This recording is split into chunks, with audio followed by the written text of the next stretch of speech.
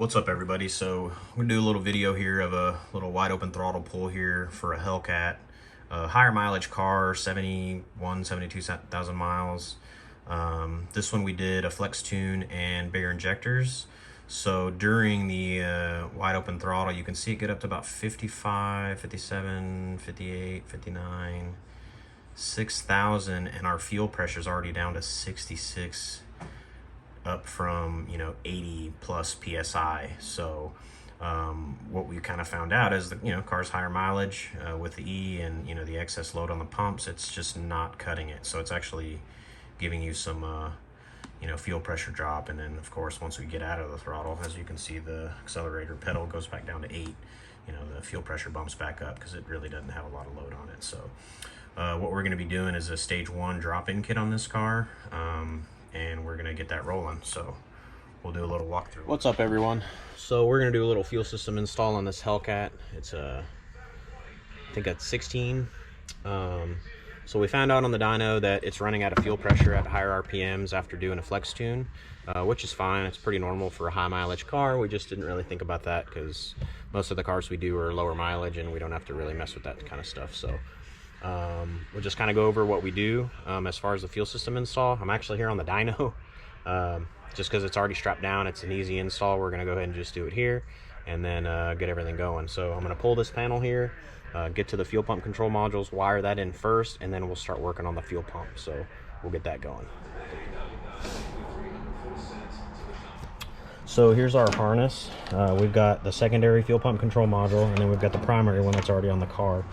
So this just plugs into the factory harness, right into the factory fuel pump control module, and then we go into the secondary control module. It's got our relay, our fuse, 1 power, 1 ground, and then our outputs to our dual pump system here. So pump 1, pump 2, very straightforward, very easy to do, very easy to wire up, so nothing crazy. And then we also have these long harnesses that go from this harness to the fuel pumps, and then I'll show you the fuel pumps once we get to that point, but we're going to go ahead and wire this up. Alright, so what we're going to do here is we're going to mount this secondary fuel pump control module here. As you can see, the harness just goes straight into here. We're going to wire that up, make sure it sits in there nice and tight so it doesn't look bad. We're going to zip tie a bunch of this stuff up, get our primary and secondary fuel pumps up there, mount our fuse and our relay, and we should be good to roll. So we'll do that here real quick and get this going. Alright, so here's everything wired up. Everything's run. We've got our pump 1, pump 2 leads that are going to go over to the fuel pump. Got all this zip tie. There's 2 grounds here that go into this stud. Your power runs across over here into your PDC. And then I've got the fuse mounted over here on the back side of the car. So everything's wired up as far as that goes. Power to the pump. So we can go ahead and get this put back together after I run these wires through underneath the seat to the fuel pump side, and then we can finish the install. So that's that so far. Just one quick little tidbit here. So currently our harnesses, they're going to be coming with yellow and black wire. You'll see the date of what this video is posted, but most of them come with red and black. It's probably a little small thing people would overlook, but we had just had a shortage of our wire supply, so we ended up having to switch to the yellow power wire instead of the red because we just couldn't get it. So here in maybe a month or so, we'll get back to the red and black, but I just wanted to kind of go over that a little bit with you to make sure that you guys know nothing's wrong. It's not a different kit. We're still doing the same thing here. So ran the power wires over to the back seat. I'll show that here in just a sec, but pump 1 goes to pump 1, pump 2 goes to pump 2, and then you just run it over to the back seat. So I'm gonna put this back together and we'll move up front. So we now have pulled the back seat out. We're going to be accessing the fuel pump here. As you can see, this is where I ran our 2 pump wires, our pump leads here, pump 1 and pump 2.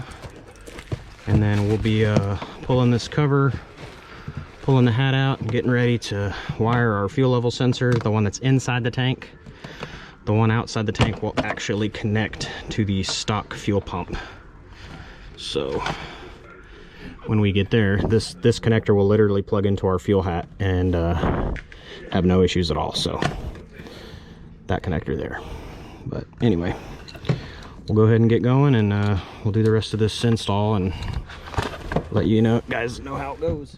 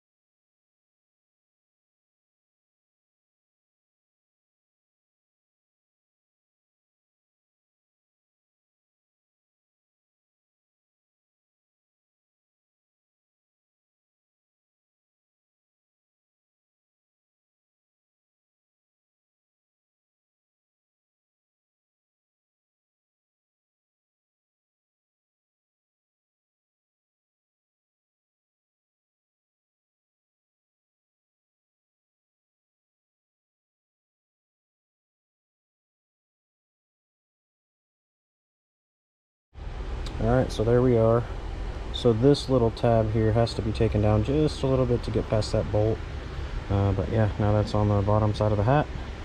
All I gotta do is wire in this fuel level sensor. So these two wires here that come off will go straight into here for that level sensor, and that's it really as far as the rest of the wiring. And then plugging in pump 1, pump 2, dropping this in, popping that on, and screwing everything together. And that's pretty much it. And then, like I said, that's our factory connector for the fuel level sensor. Plugs into the factory harness, and you're good to roll. Alright, so before we drop it in, I'm gonna just show you that. There's the two level sensors that get crimped. You know, we just push these back a little bit, get them out of the way of the level sensor. We remove all the bolts in the hat, drop in the subsection here first. Then we get everything hooked up as far as these hoses go. So there's your 1/2 inch, and then there's your drop little dump hose. So that's those there. So you have the 1/2 inch, and then there's your little drop hose that gets put into that little groove, which you probably can't see very well. So there's the camera. There you go. So there's the little groove for the drop hose, and then there's the 1/2 inch line that comes out of there. So that all gets hooked up, and then get it all tightened in there, get the bolts tightened up, put the lock back on, and then plug her on in. She should fire up and be ready to support this E85 system here. So we'll get all that rolling. We'll show you the log after, and just show you what our systems are capable of and what they do and how reliable they are, and how obviously easy this installation is, you know. So yeah, here we go. So on this, what I like to do is just cut through the little grommet here, slide the wires up, use the stock connector back into where the fuel hat is, where we said it connects right back to the stock harness.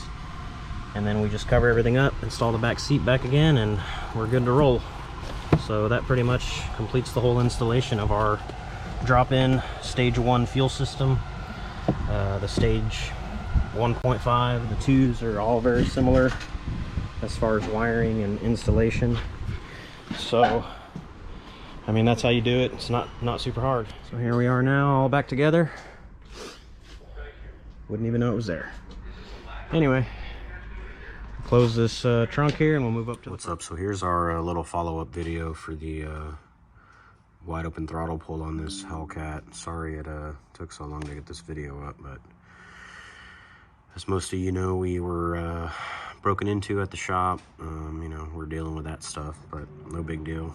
We're gonna keep on pushing and keep on going. So anyways, so as you can see here, we've got our fuel pressure at 48.3 psi, only at about 2,000 RPMs into the watt pool.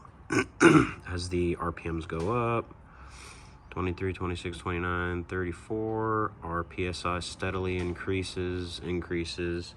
Our commanded still only 68% on the pump duty cycle, which is pretty awesome. We get up to about 6,100 RPMs before we let out of it, and our fuel pressure's at 60, whoops, sorry. Where do we go? 58, 59, 6,100. So 62% duty cycle and at 90.1 PSI. So we've got more than enough pump to fuel this car. So as you can see, our drop-in kit's very efficient, being that, you know, we're at 62% duty cycle and 91 PSI, and there's no signs of letting up at all on the fuel pressure. So we could keep going and going and going.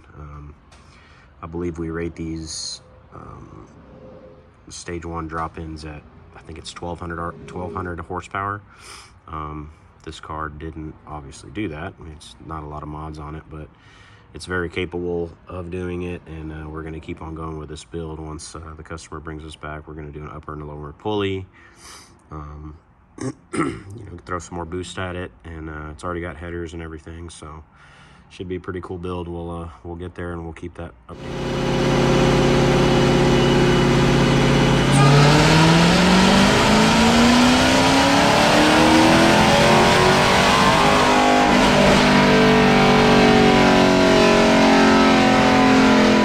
So again, you know, we're talking about fuel here. You know, these cars, if you don't fuel them, you're going to blow them up. Any car, you know, you don't fuel, you're going to blow them up. So this system is obviously very, very good for what we're doing here with this build. And again, we're doing an upper and lower pulley on it. We're not going to have to mess with the fuel system at all anymore. It's got enough injector, it's got enough pump. We're not going to overboost it. We don't want to overspin the supercharger, so we're going to do a real safe 295 and a 10% lower.